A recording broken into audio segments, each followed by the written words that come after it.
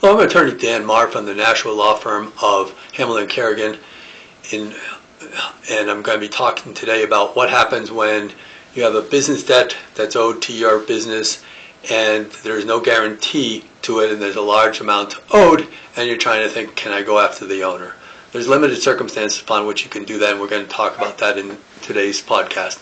Particularly, the general rule is when somebody signs a contract in their representative capacity, they sign as the manager or member of the limited liability company LLC, they sign as president or vice president or manager of the corporation.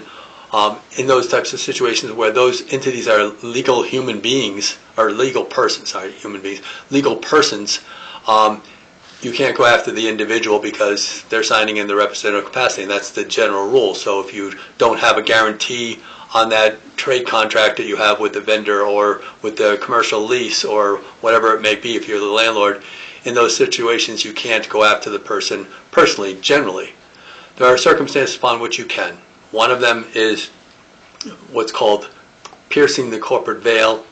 In that situation, and it also equally applies to limited liability companies, there are circumstances where the law, New Hampshire law, recognizes that when the person has been using that entity that owes you money, just like it's their own entity, they're not following the proper procedures. Maybe for corporations they're not having their annual meetings, but generally you need more than that but to get the judge interested in going after the owner. They may be paying themselves an exorbitant amount of money. Maybe they're just taking distributions and they're not even having a salary, but their distributions are significant, and while they still owe money, they're taking distributions, and generally the law is such that you're not allowed to take a distribution that makes the company insolvent. It's supposed to be a distribution, supposed to be a share of the profits. You can charge the company a wage. You can have a president that's an owner of the company get a reasonable wage, but if it's a small company, they're making $120,000, maybe that's going to be acceptable to the judge.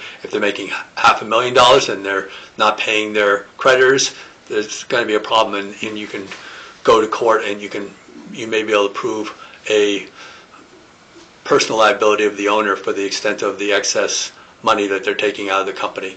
Also, if they're treating their corporation like they're paying their kids' tuition, or LLC, they're paying the kids' tuition, they're paying for the lake house, they're doing other things for personal gain on that situation, that can be a piercing of the corporate veil. If they're somehow defrauding through the corporation, and that might be that they misled you into not knowing that you were dealing with a corporation, maybe you have the ability to pierce the corporate veil. I've dealt with that. I've also done something called reverse corporate piercing, where I've shown in court that a individual has individual debt and then creates a corporation to commit fraud to get the money out to continue on. I could go after the corporation and their co-conspirator spouse in that situation, and I did that. But in this situation, that's reversing the corporate, piercing the corporate veil, you can go after the owner in that situation. One of the things that I also find is sometimes you learn that the owner is owed a legitimate debt. The person that owes you, the company that owes you money, also owes the owner of that company a legitimate debt, and they're paying off that debt while they're not paying you. So to the extent that an insider, being an owner of a company, is getting the corporation or the LLC to pay a portion of their debt back, and they're not paying you as a third-party creditor, there's something under what's called the Uniform Fraudulent Transfer Act, which is a New Hampshire act that we have. It's one of the uniform laws that New Hampshire has adopted that allows insiders under some circumstances to be able to, or the creditors go after the insider who has paid themselves a legitimate debt. This is not, I'm not talking about some type of fraud, even though it says Uniform Fraudulent Transfer Act. This is objective fraud. This is not subjective. It's not something intentional. It's just saying under this rule you get paid less as the insider. So you took out of your 401, you're an insider, you took money out of your 401k from a previous job to invest into this company, and you got paid, and you say you had $500,000 into the company, you only got paid $250,000 back, but this other creditor, being my client, has $100,000 owed to it while you're taking the $250,000 out, and the company therefore is insolvent when you're taking that money out.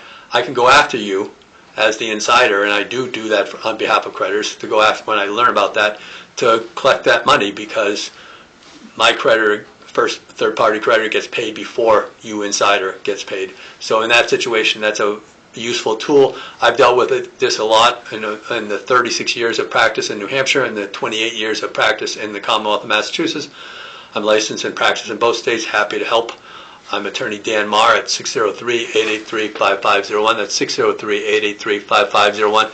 Check out also our website, Nashua Law, all one word, no breaks in the NashuaLaw.com, and in that you click to my bio, and you can click to all my weekly vlogs, podcasts that I do on a variety of topics. Happy to help you if the opportunity arises. Thank you.